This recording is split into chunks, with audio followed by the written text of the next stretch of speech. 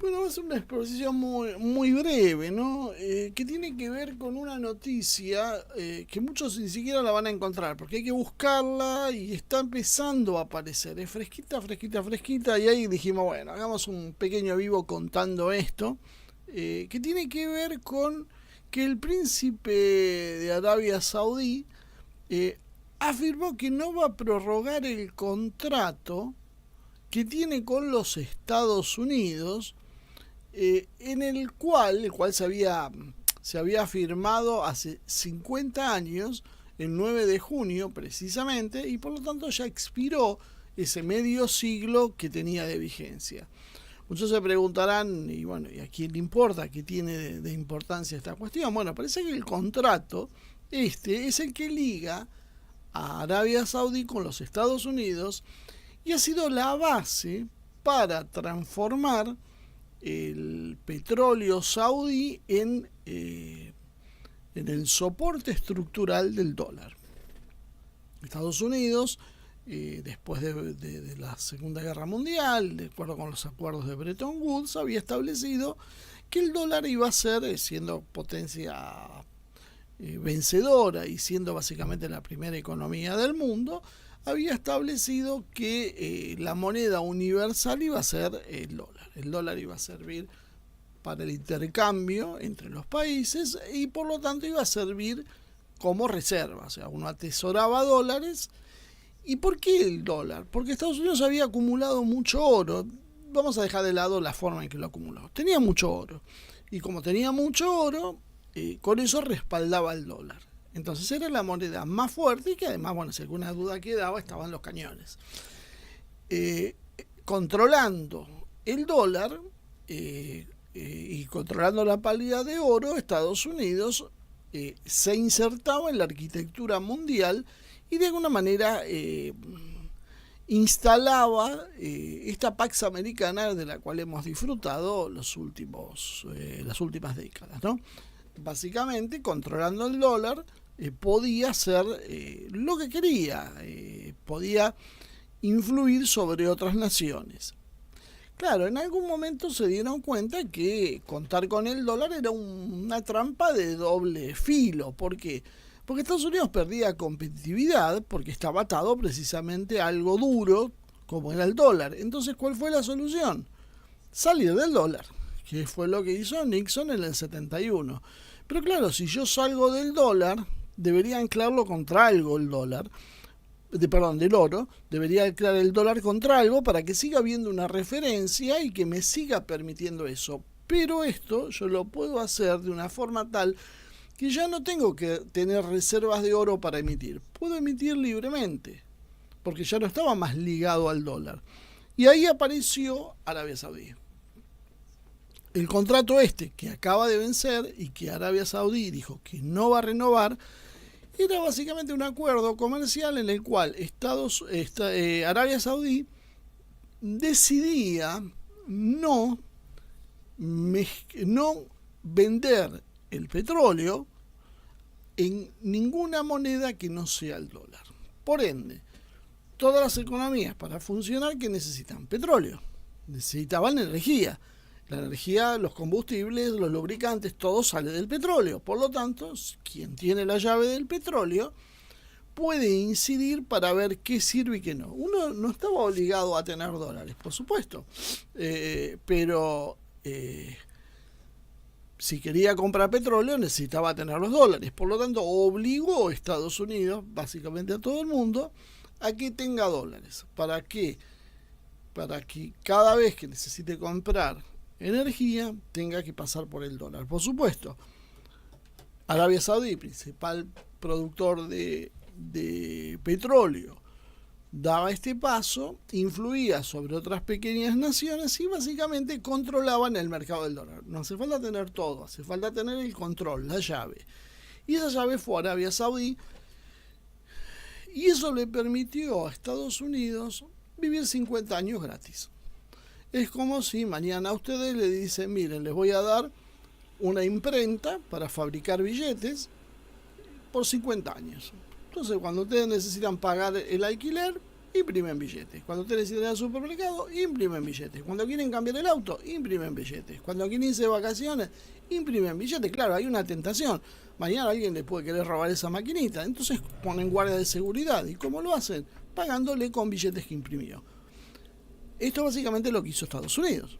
Estados Unidos obligó a todo el mundo a girar alrededor del dólar, que controlaban ellos, y que al controlar ellos no tenían la limitación que tienen los demás. Nosotros estamos siempre con una escasez crónica de dólares, ¿no? Lo de la Argentina es muy particular porque tenemos dólares que producimos. En general la Argentina es superavitaria, pero nunca alcanza para pagar la deuda. Este juego se complementó con una deuda que podríamos decir que es ilegítima, es como una trampa.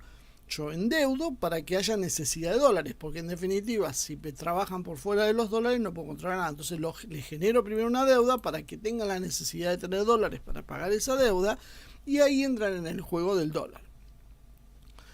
Así fueron entrando prácticamente todos los países del mundo. Y Estados Unidos tuvo carta blanca para hacer lo que le venía en gana. No necesitaba mirar su superávit y podía tener una población que viva mucho mejor que el resto. Solo había que imprimir dólares. Ese es el gran secreto que tenía Estados Unidos. Tenía, sí, una gran industria, todo bárbaro. Pero tenía la máquina de dólares. Entonces, cuando hacía falta comprar algo, se compraba con dólares, que el único costo que tenían era la tinta, el papel y la electricidad para que funcionen las máquinas. Básicamente es una panacea universal. Estados Unidos con eso, ¿qué consiguió? Consiguió tener el ejército más poderoso del mundo, tener más de 800 bases militares en el planeta. ¿Por qué? Porque si uno es rico pero está rodeado de pobres, bueno, es muy probable que empiecen a codiciarle su riqueza. Entonces necesita, como decíamos antes, unos guardias. Los guardias es su propia fuerza armada, que es la que imponen a fuerza de garrote el orden mundial y el respeto al derecho internacional. Un derecho que obviamente lo hicieron como se le dio la gana, porque además había dólares suficientes para sobornar a cualquiera que haría falta. Entonces uno podía financiar golpes de Estado, uno podía poner en carrera políticos en otros terceros países que eran afines a nuestros intereses, uno podía financiar caídas de gobiernos, estimular fuerzas en terceros países para que hagan una guerra. Todo básicamente, la arquitectura de control mundial se sostenía en ¿qué? En el dólar. Había piedra libre para imprimir los dólares que haga falta para lo que sea. Mientras el mundo demande dólares, Estados Unidos no tenía de qué preocuparse, no necesitaba producir. Y tanto lo vimos eso que durante los años 90 Estados Unidos se dedicó a deslocalizar las producciones para abaratar costos y no les importaba producir en suelo americano, el suelo estadounidense. Era un tema secundario. Lo importante era que vos tengas la máquina para imprimir dólares y la forma de obligar a que todos pasen por el aro y utilicen el dólar. Había algo más. Había que crear un sistema de una arquitectura financiera que obligue a todos a pasar por ahí. Nada de que si Argentina negocia con Brasil, Argentina pague en pesos y Brasil reciba en reales el productor, ¿no? Donde no parece tan difícil. Hacemos un mecanismo de compensación, nosotros imprimimos, hacemos un crédito, en Brasil saben que tienen ese crédito abierto por lo que nosotros exportamos. Exportamos algo y Brasil genera un crédito a favor de la Argentina. Exportamos $1.000 millones en automóviles, supongamos, Brasil dice, le debemos $1.000 millones, pero claro, lo hacemos en pesos. Y Brasil lo asienta en reales y abre una cuenta para que sus productores puedan mandarle mercadería a la Argentina y cobrarse de esa cuenta. Básicamente esto sería una cosa bastante elemental y permitiría escaparse, porque no necesitaríamos que sean $1.000 millones, sería $1 billón de pesos que tendría Argentina para repartir entre sus productores, que fueron los que vendieron eso, pero que lo compensaría con los reales brasileños. Bueno, esto que parece tan complicado, parece que jamás se pudo implementar. ¿Y por qué nunca se pudo implementar? Porque obviamente tocaba el interés del dólar. Si cada uno de estos países empezaba a hacer este tipo de acuerdos, se perdía presencia del dólar y por lo tanto caía la capacidad de Estados Unidos de presionar para algo. China comenzó a trabajar muy gradualmente a morderle espacios al dólar con el yuan. La contabilidad de todo esto es a través de organismos internacionales controlados por Occidente que supervisan el cambio de moneda, y ese cambio de una moneda por otra, las transacciones comerciales que hay, pasan por ejemplo por el SWIFT, que funciona como un sistema de intercambio. Lo que se vende y se compra internacionalmente, los bancos se compensan a través del SWIFT, y eso aquí lo maneja los propios Estados Unidos con la ayuda de Occidente, pero bueno, sabemos que las decisiones reales las toma Washington. No se puede salir del sistema sin quedar aislado comercialmente del resto del mundo. Gran excusa para todo político local que no quiera ser soberano y que diga no, pero no podemos hacer nada porque si no a nosotros nos van a cortar la posibilidad de existir, básicamente. Si queremos un combustible, si queremos un neumático, si queremos un medicamento, lo que querramos que sea importado, no lo vamos a poder comprar. Y ese es el juego que utilizó Estados Unidos para presionar, por ejemplo, a Irán y ahora a Rusia. Las famosas sanciones lo que hacen es eso, es cortarte la posibilidad de comerciar con terceros bloqueándote el sistema de pagos. Entonces, crearon la necesidad de utilizar dólares y algunos le dicen, no, pero ustedes no lo van a poder hacer porque se portaron mal. Y esos países se iban a ver sumidos en una ruina. Esto fue así durante muchas décadas. Básicamente esas sanciones empobrecían y destruían los países. ¿Por qué creen que Cuba, después de 70 años casi de la revolución, sigue con los problemas económicos que tiene? Porque no recibió nada más que bloqueos y sanciones, entonces es casi imposible insertarse en el comercio internacional. Si uno tiene una isla chiquita, esto es independiente de que les guste el sistema económico de China, de Cuba, el sistema político, lo que sea. Hay una realidad objetiva. Los tipos están bloqueados a 300 kilómetros de los Estados Unidos. Imposible comerciar libremente, todo les sale carísimo, todo es muy complicado. Obviamente esa economía siempre va a estar en un estado casi ruinoso. Sirve muy bien para decir el fracaso del socialismo, pero también, bueno, a ese socialismo tampoco lo dejaste competir libremente como puede hacer cualquier otro país del Caribe. O sea, simplemente a le pisaste la cabeza con este mecanismo que estábamos diciendo. Claro, Cuba son un puñado de habitantes, una islita chiquita, sin fronteras geográficas terrestres con otras naciones. Entonces, ¿cuál es el problema? El problema es cuando vos tenés que hacer esto con un país más grande. Un país más grande que tiene fronteras con otros países. Por ejemplo, el caso de Irán. Irán recibió miles de sanciones, pero a diferencia de Cuba, Irán se hizo una potencia industrial. Irán se hizo sabiendo que la presión primaria va a ser financiera y económica, pero después si las cosas no funcionan van a venir la fuerza de las armas. También se preparó militarmente y lo hizo por fuera del dólar. Y las sanciones de Estados Unidos no alcanzaron para ahogarlo. Pero no fue Irán el único que le pasó, hay muchos otros países, hay cerca de 70 países sancionados. Cuando yo sanciono a uno, cuando sanciono a dos, cuando sanciono a tres, yo los puedo aislar relativamente. Cuando yo sanciono a 70 países, la cosa se me complica porque se me empiezan a cruzar entre ellos y me es más difícil, es más fácil contrabandear mercaderías, hacerlo por fuera de los sistemas occidentales y demás.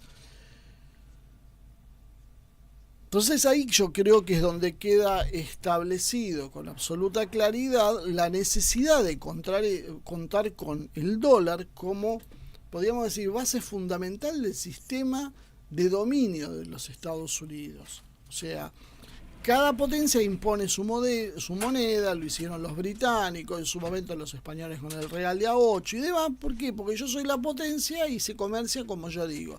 Claro, antes lo hacían con monedas duras, pero bueno, en las últimas décadas se inventó básicamente la moneda fiduciaria, pero tan fiduciaria es que ya ni siquiera tiene respaldo en nada, sino simplemente es en la fe. Estados Unidos... para de alguna manera poder presionar, como decíamos, se mantuvo obligando al gran proveedor de energía, que es Medio Oriente, a vender en dólares. Cuando alguno intentó sacar los pies del plato, por ejemplo el caso de Saddam Hussein o de Muammar Gaddafi, que intentaron vender, Gaddafi ni siquiera era tan revolucionario. Hizo dos. Una quiso poner el dinar oro, y por otro lado aceptaba euros para vender su petróleo. Bueno, craso error. Terminó muerto. Ambos terminaron muertos. ¿Por qué? Porque es imposible que alguien conspire contra las bases propias del sistema. O sea, la sustentabilidad del sistema de control de Estados Unidos está basado en ¿qué? Muchos me decían la fuerza de las armas, en su capacidad productiva. Sí, pero la fuerza de las armas y su capacidad productiva está basada en el dólar. Sin el dólar la cosa sería bastante distinta. Sería bastante más complicada. ¿Te fijas, Boris? Yo no podría sostener las Fuerzas Armadas que sostiene Estados Unidos, las 800 bases, lo que hablábamos al principio, si yo no tengo el dólar para financiar eso. Si yo lo tendría que hacer como cualquier otro país en función de mis capacidades productivas y demás, el juego sería otro. Y en ese juego Estados Unidos se vio profundamente relegado. Estados Unidos, hasta el abandono del patrón dólar, del patrón oro, tenía cierta, podríamos decir, hegemonía productiva. Llegó a tener casi la mitad del Producto Bruto global. Pero después eso se fue cayendo. Y el problema que tuvieron es que no solo se fue cayendo la capacidad industrial, sino que esto fue produciendo una relajación de la sociedad estadounidense y cambió el tipo. Ya no es el baby boomer que producía y tenía hijos y vivía en un suburbio. Ahora pasó a ser el estadounidense que come comida chatarra, que se droga hasta más no poder, que no quiere tener hijos, que no sabe si es hombre o mujer, y todo lo que vemos de la realidad actual. Y obviamente eso mina la competitividad del país. Todo esto genera también que la capacidad militar se degrade. Entonces, si yo ya no tengo el poderío económico, cosa que se agravó con la deslocalización de la producción, y si a eso le resto la pérdida de competitividad militar, porque como yo ya no tengo el poder económico, no puedo financiar de la misma manera la producción militar, esto era un problema. Agreguemos una cuotita más.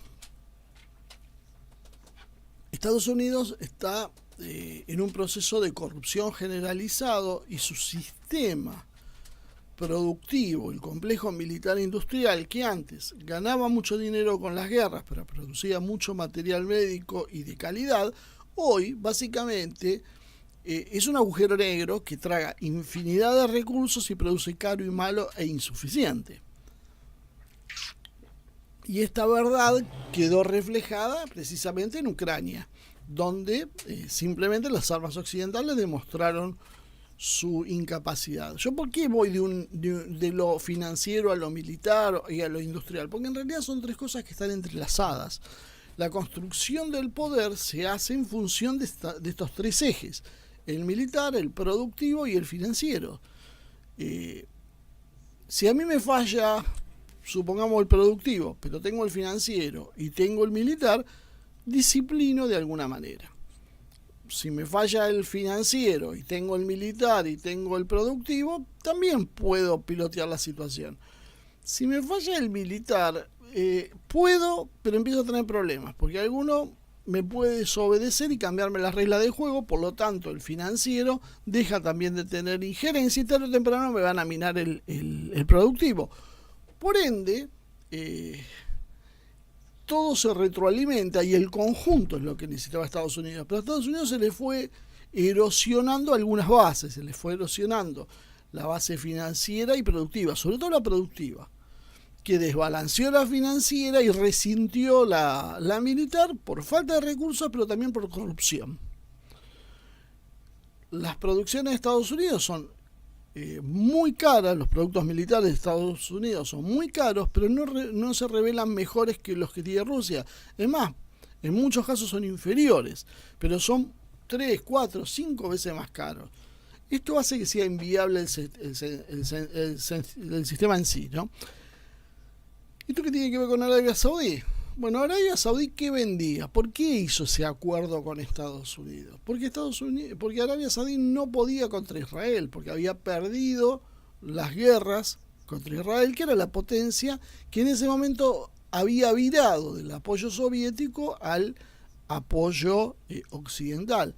Estados Unidos Israel se había transformado en una especie de fuerte de un estado al estilo de Esparta en Medio Oriente que disciplinaba al resto. Si Arabia Saudí quería tener seguridad, tenía que tener un acuerdo con Israel, cosa que hizo, y lo hizo a través de Estados Unidos, que para garantizarle la seguridad de las poderosas Fuerzas Armadas, porque en definitiva detrás de Israel, ¿quién estaba? Estados Unidos. Entonces garantizar la seguridad a Arabia Saudí significaba vender el petróleo en dólares. Y Estados Unidos entonces le daba las garantías de seguridad para que los jeques árabes vivan a cuerpo de rey, su población en líneas generales viva por lo menos económicamente muy bien, siempre que no sacaran los pies del plato. Recordando los ejemplos que habíamos mencionado antes de Libia, donde se vivía mucho mejor que en Arabia Saudí, pero claro, tenían malas ideas y la cosa no terminó bien. Arabia Saudí venden dólares a cambio de seguridad, entonces. Ahora, ¿está Estados Unidos en condiciones de garantizarle esa seguridad? Ustedes siéntense un ratito en el trono del príncipe saudí, ¿no? Y dicen, yo soy quien manda en este país, tengo todo lo imaginable, soy dueño y señor de lo que se me antoje, tengo grandes riquezas en Occidente. Ahora, todo esto depende de que mañana no venga alguien y me haga una guerra y me derroque del poder. Porque eso es lo que a veces no nos tenemos que olvidar. O sea, uno es muy poderoso y es dueño de medio mundo hasta alguien que le dijo se te acabó y tenga fuerza para hacer cumplir esa orden. Entonces, ¿qué necesitaban los saudíes? Los saudíes necesitaban garantizar su seguridad y empezaron a ver cosas que no les gustó. Empezaron a ver cosas como que Estados Unidos perdía capacidad industrial. Empezaron a ver cómo Estados Unidos vendía demasiados bonos y vivía en déficit, y eso presionaba incluso contra sus propios países, que tenían que llenarse de dólares que en definitiva después terminaban devaluándose por la impresión de Estados Unidos. Pero empezó a haber señales más preocupantes. Estados Unidos había abandonado Afganistán. Estados Unidos no podía controlar a Irán. Estados Unidos estaba perdiendo con Rusia en Siria. Entonces, ¿quién le garantizaba a Arabia Saudí la seguridad? Alguien que no tenía capacidad. Ese creo que es el gran tema de los saudíes. Y ahí empezamos a ir viendo los gestos. De alguna manera, sentarse con China a firmar un acuerdo con Irán, ¿qué revela? Revela que los saudíes dijeron, bueno, estamos notando que el nuevo poder viene de otro lado. Acá los que van a mandar son estos otros. Estos, los estadounidenses, los anglos, los occidentales, están en caída libre. Y van cayendo muy rápido además. Muy rápido, porque año tras año nosotros vemos cómo se va degradando esta sociedad. Por lo tanto, ¿qué vamos a hacer? Vamos a ir generando vínculos con estos otros. No soltamos del todo, porque uno no puede pegar esos barquinazos que ha hecho Milei, por ejemplo, porque termina por quedar solo, porque no es confiable para nadie, pero puede ir corrigiendo de a poco el rumbo. Y a lo largo de los últimos años los saudíes comenzaron a corregir ese rumbo y comenzaron a cambiar su alineamiento internacional, pero seguían vendiendo en dólares. Hoy, el príncipe saudí decidió hacer algo que hubiese sido impensable hace 20 años atrás, pero hoy no. Hoy, o hace 5 años atrás, o hace 3 años atrás, ya se visoraba que esto iba a venir. No canceló el acuerdo, que podía motivar represalias de Occidente, de Estados Unidos. Lo que hizo simplemente fue desactivarlo. Vamos a desactivar esto dejando que se extinga. Vence, se venció, no lo renovamos, no pasa nada, nadie tiene por qué enojarse. ¿Y qué dijo? A partir de ahora vamos a vender en otras monedas, como por ejemplo el yuan chino, cosa que ya venía trabajando, el euro, el yen, y cualquier otra moneda que les pueda llegar a interesar. La rupia no es convertible, pero seguramente va a pasar a tener algún tipo de equivalencia. El rublo seguramente va a tener otro peso, porque el peso político y diplomático de las naciones es lo que le va a dar fuerza a la moneda. Ya estamos viendo además que dentro de este proceso está cada vez más avanzado la idea de una moneda de los BRICS, que también apunta contra el dólar. Y todas estas son las señales que van viendo los saudíes. Estados Unidos no tiene la fuerza militar, no tiene la fuerza económica y le están mirando el dólar. Y bueno, empecemos a acomodarnos para las nuevas situaciones. Pero esto es un golpe demoledor para Estados Unidos, porque le quita su gran razón de ser. Antes era, si vos querés comprar petróleo, tenés que tener dólares. Bueno, los saudíes dijeron, no, ojo, pará. Hasta Bitcoin te puedo llegar a aceptar por los dólares.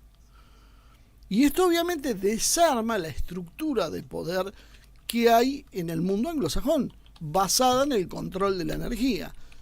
Y esto es un papel clave lo que ha hecho Arabia Saudí. Imagino yo que los acuerdos que hicieron con Irán y que han tejido también con Rusia, donde han coordinado posiciones en la OPEP, inclusive ambos países, después de algunas discusiones, redujeron las cuotas de producción para poder sostener el precio, porque en definitiva les conviene a ambos países, a Rusia y a Arabia Saudí, si logran coordinar sus políticas, mueven la mayor parte del mercado internacional, o sea, son determinantes para fijar el precio del petróleo.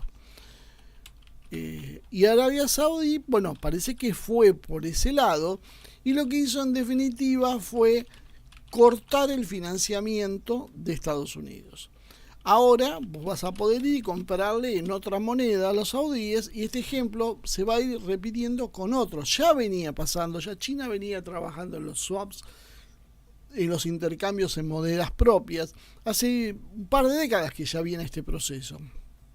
Y se viene acelerando y cada vez tiene dimensiones más grandes. La confusión, yo decía en algún momento, tiene que ver con que cuando vos medís lo que pasa, por ejemplo, en el SWIFT, obviamente ahí se sigue comerciando todo en dólares, perdió espacio el euro, pero lo que ganó el yuan lo hizo a costas del euro, y el dólar básicamente no se movió, claro, pero si uno miraría el balance del comercio general, el no registrado, lo que cambiaron de otra manera sin pasar por el dólar, estaríamos dando cuenta que el dólar está mucho más débil de lo que esas estadísticas reflejan. Y esto es lo que están viendo los saudíes.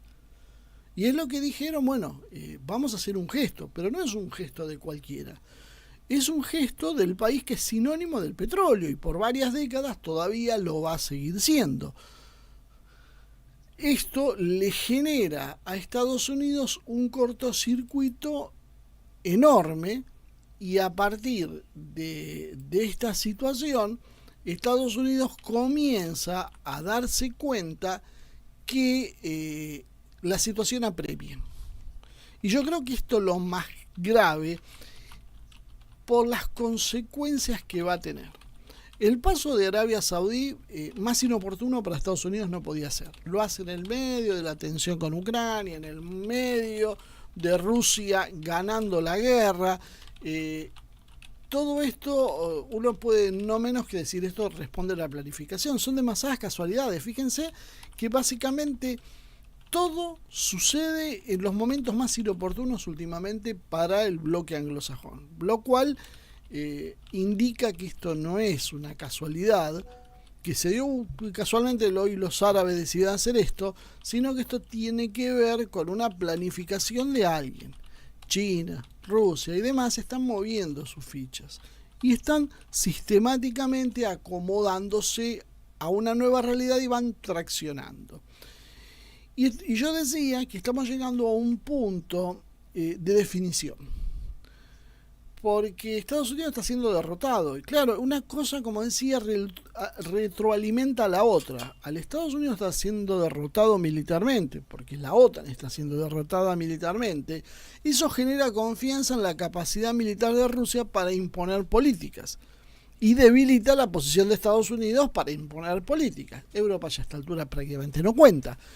Entonces, cuando se da eso, esto refuerza la posición de terceros países en cambiar de eje. Yo veía el caso de Turquía y qué es lo que está pasando. Turquía vino jugando, haciendo equilibrio, ¿no? Soy país de la OTAN, compro S-400, me sancionan, entonces me inclino a favor de Rusia. Cuando Rusia me pide un gesto, hago un gesto a favor de Estados Unidos, y la cosa fue yendo y viniendo. Le derribó un avión a Rusia, se metió en Irán, en Irak, en el norte. O sea, empezó a tener una política expansiva, pensando que Turquía tenía las capacidades para reconstruir el Imperio Otomano, y Rusia, dentro de determinados límites, le aceptaba este juego a cambio de que se mantenga neutral. Como era parte del enemigo, mantenerse neutral para Rusia era un éxito, y comprendía, y Putin le hizo muchos gestos a Erdogan. Hace unos meses hubo un problema. Tuvo un encuentro Erdogan con Biden y decidieron producir un cambio. Estados Unidos le ofreció una línea de financiación, no me acuerdo si era entre 10 y 15 mil millones de dólares, que Erdogan, con su política de juego a dos puntas, y siempre caigo bien parado, le pareció muy interesante de aceptar. Entonces, ¿qué hizo? Se sumó a algunas sanciones. Turquía, que cuando empezó todo este conflicto se había mantenido distante de Estados Unidos en ese aspecto y había sido una puerta de entrada hacia Rusia, pecó de ambiciosa con Erdogan y dio un paso hacia algo que a los rusos no les gustó mucho, que fue la sanción económica. Fíjense lo serio y delicado que está el tema, que los rusos tomaron esta posición y esperaron un poco. ¿Hasta qué? Hasta que Erdogan se dio cuenta que pedir algunos miles de millones de dólares a Occidente y por ahí que le manden unos F-16 no era una buena idea. ¿Por qué? Porque había que entrar a los BRICS. En el 2022 los BRICS le proponen a Turquía entrar y Turquía decide esperar. No entró, no cambió de bando, jugó ahí esperando la situación hasta que notó esta diferencia, y ahora Turquía nuevamente intenta retomar las relaciones con Rusia. Claro, hubo un problema. Sajárova cortó el avance de Turquía hacia los BRICS, a volver a entrar en los BRICS, diciéndole que hacía falta una señal de respeto mutuo. Y los medios rusos, algunos medios rusos especializados en el análisis político de estos temas, dijeron, Rusia se comportó bien con Turquía, pretendió fidelidad de Erdogan en la política que venían haciendo, reciprocidad en la política, y Erdogan hizo nuevamente ese juego de voy y vengo. Un juego que en algún momento Rusia sí le había tolerado. ¿Por qué? Porque no estaba la situación madura. Cuando Erdogan le derriba un Sukhoi 24 a Rusia, no estaba la situación madura para que Rusia reaccione. Pero la situación cambió. Rusia se fortaleció, el bloque occidental se debilitó y Turquía, que se apoyaba en ambos bloques, tuvo que decidir. Y quiso seguir coqueteando. Y ahora Rusia le acaba de decir no. No. Al BRICS Turquía no, porque en estas condiciones no nos interesa a nosotros. Hace 2 años te dijimos que entres, no quisiste, ahora querés entrar, ahora somos nosotros los que decimos que no. Ahora vas a tener que darme pruebas muy concretas de que vos cambiaste. ¿Qué sería una prueba muy concreta? Salí de la OTAN, por ejemplo. Dejá de insistir con la Unión Europea. Porque Turquía, mientras hacía eso, seguía insistiendo con la idea de entrar en la Unión Europea. Bueno, dame señales concretas. Sobre todo, salí de la OTAN. Ese juego de Erdogan, de no permito que Finlandia entre, no permito que la OTAN tome determinadas políticas de agresión hacia Rusia, a Rusia le servían y Rusia lo apoyaba. Pero Turquía, a cambio de esos miles de millones de dólares, no me acuerdo si eran 13.000 millones, una cosa así, decidió hacer otro juego. Decidió especular, quedarse con los 13.000 millones de Occidente y después ir de vuelta con los BRICS a decirle, bueno, ahora vengo. Y los BRICS le dijeron que no a través de Rusia. ¿Por qué? Porque los BRICS también tienen, me da la sensación un poco diferenciado esto. Y hay líderes. Rusia, China, de alguna manera India, son los países que lideran los BRICS. En un segundo plano viene el resto. Y Rusia, una especie de primo inter pares, dice sí o no. O sea, Rusia te dijo que sí y vos le dijiste que no y ahora le decís que no y Rusia te dice no, ahora no te quiero. Y China sopesa la relación con Rusia y la relación con Turquía y dice no, vamos con Rusia. Nosotros seguimos firme con Rusia. Tarde o temprano vendrá Turquía en otras condiciones, pagando un costo. Estas son las señales que Arabia Saudí ve. Y Arabia Saudí es más inteligente que Turquía y está abandonando rápidamente el barco occidental y se animó a dar un paso clave. Si esto lo hubiese hecho Arabia Saudí hace 15 años atrás, la cabeza del principio iba a durar un suspiro, iba a rodar, iban a financiar un golpe interno o alguna cosa, o lo iban a matar, pero esto no iba a poder ser hecho. Bueno, ahora sí, aparentemente puede ser. ¿Qué van a hacer? ¿Otro accidente de helicóptero? O sea, porque el problema de todo esto es, yo asusto con eso, pero también hago ver al resto que no es estable lo mío. Es que tarde o temprano te voy a poner en la mira y te voy a liquidar. Por lo tanto, es mejor ir buscando otro tipo de reaseguro. Y esta historia de Turquía lo que demuestra es de alguna manera también nos deja una enseñanza a nosotros en la Argentina, y menciono la Argentina porque fuimos nosotros que le dijimos que no al BRICS. Lo nuestro fue más grave todavía, porque ya nos habían aceptado. Lo de Turquía había sido medio como, bueno, sí, nos interesaría, pero después se ve que no avanzó. Nosotros todo fue formal, hasta que apareció Milei en su inconsistencia política habitual e hizo lo que hizo, ¿no?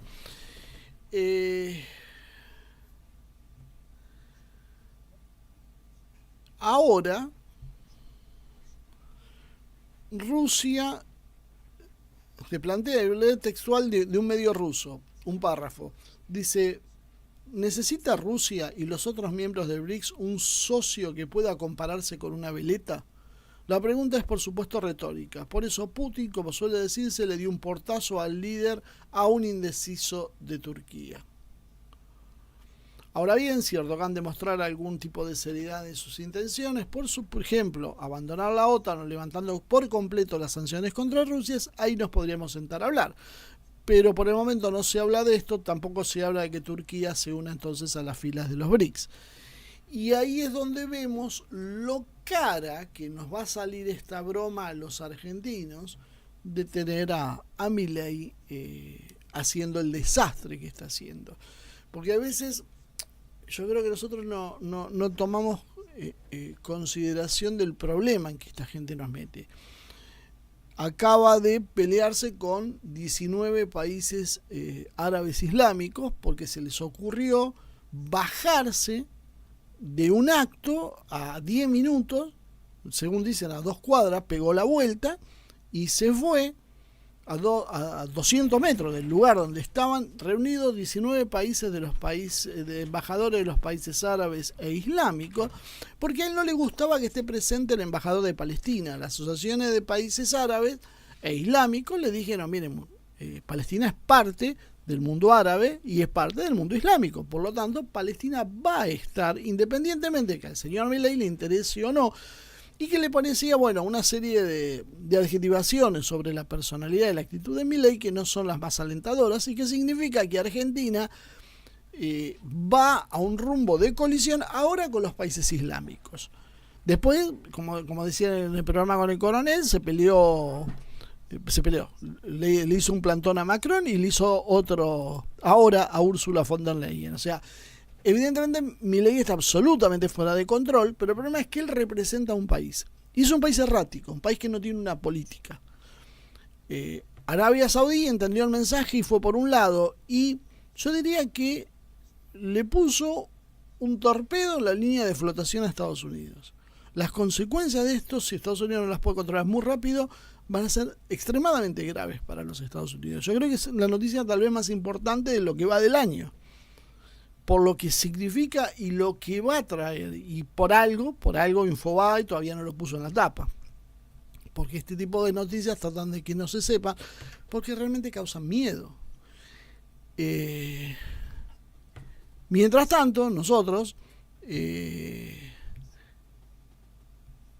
salimos de los BRICS, lo cual nos trajo un problema con China, nos trajo un problema con Rusia, nos trajo un problema con Brasil, insultamos a sus presidentes, lo cual agravó la situación, y ahora nosotros con Badacri acabamos de hacer un comunicado, lo vamos a publicar en las próximas horas,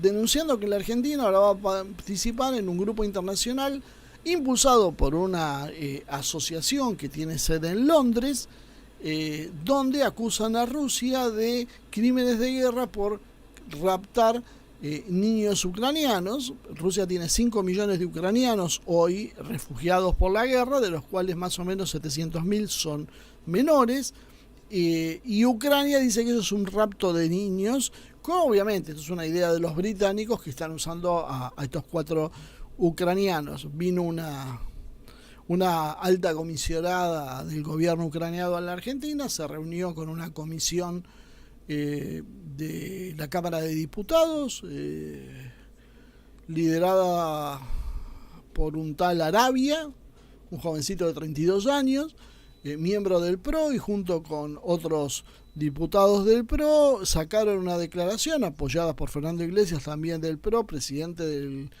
la Comisión de Relaciones Internacionales de la Cámara de Diputados, señalando la conveniencia de participar en esta acción contra Rusia. Esto no es propio solo de Milei, porque el problema acá es que ni siquiera podemos argumentar, pero este es un loco que tenemos gobernando, el resto de la clase política quiere otra cosa, lo estamos expresando, hay protestas en el Parlamento, nadie dice nada. Y esto viene desde antes. Alberto Fernández, que bloqueó, cuando empezó la operación militar especial, empezó a bloquear las compras en el Estado de cuestiones que tengan que ver con Rusia. Se paralizaron todas las cuestiones con Rusia. Denunció su asesora Cecilia Nicolini un contrato a la prensa con Rusia por las vacunas Sputnik, echándole la culpa a los rusos de no suministrar algo que los rusos nunca habían prometido. Tenemos diferencias de enfoque político con la política tradicional conservadora que tiene Putin y la progre que tiene Biden. Y ahora nos metimos en la cuestión de Ucrania, con un presidente que cree que él está haciendo una cruzada con Zelensky, no sé si por su origen házaro, como dice Jalife, o por qué razón, porque él se cree un mesías y alguien le hizo creer que Dios habla a través de él, pero la cuestión es que estamos apoyando a Ucrania contra Rusia, que está en guerra, y acá nadie entiende que Rusia está en guerra. No están jugando, están en guerra, y esto significa que están muriendo miles de rusos por la guerra. y que hay una sangría de recursos además, y está sufriendo muchos civiles rusos. En esto lo más aconsejable es al menos no meter las narices. Por lo menos Erdogan tiene un poquito más de claridad, aunque ha mandado, y estas son las cosas que a los rusos le han molestado mucho, ha mandado drones Bayraktar y ha mandado, creo que hay un par de corbetas o fragatas que estaba fabricando Turquía. Hay algunos insumos militares, municiones de artillería y demás que está mandando Turquía a Ucrania y que a Rusia no le ha gustado nada y que ahora le están pasando la factura. Bueno, miren los paralelos porque nosotros estamos haciendo lo mismo, con la diferencia que nosotros ni siquiera somos Turquía, no tenemos nada, destruimos nuestras propias fuerzas armadas, entonces quisimos mandar 2 helicópteros que finalmente creo que todavía están en los hangares porque todavía ni siquiera se pusieron de acuerdo en cómo hacer el trámite, y ahora la idea genial es mandar 5 aviones Super Étendard modificados que se compraron en la época de Macri, que nunca pudieron despegar porque alguien tenía que haber previsto que utilizaban repuestos ingleses y que los ingleses nos prohíben obtener ese tipo de material sensible, y por lo tanto esos Super Étendard irían ahora a combatir contra la flota rusa porque se le ocurrió a nuestro presidente entregar eso y porque tenemos una banda de ignorantes en el Congreso aplaudiendo estas medidas y no diciendo nada, y los otros cayéndose y metiéndose abajo del escritorio, no sea cosa que en Washington haya alguien que vea y diga ojo con esos argentinos que tienen ideas raras. El problema de esto es, miren lo que está haciendo Arabia Saudí, miren que está haciendo esto una nación que era absolutamente pro-estadounidense y se está volcando rápidamente la balanza a favor de Rusia y de China. A ver si lo entendemos, porque estamos quedando del otro lado y los rusos ya le hicieron saber a Erdogan que no les gustó y que esto va a tener un costo. Y nosotros, los argentinos, vamos a terminar pagando ese costo por culpa de lo que hace un presidente errático como el que tenemos y por el silencio cobarde del resto de la oposición, que los pocos que no apoyan a Ucrania se hacen los tontos y tratan de no aparecer en nada público que tenga que ver con Rusia, no vaya a ser cosa que sea mal mirado. Bueno, estos señores tienen patas cortas, esto no va a durar mucho y esto se va a pagar caro y lo vamos a pagar todos los argentinos, así que sería bueno que todos empecemos a entender. Lo que acaba de hacer Arabia Saudí es básicamente un certificado de defunción para el dólar. No va a morir hoy, no va a morir mañana, pero está herido de muerte.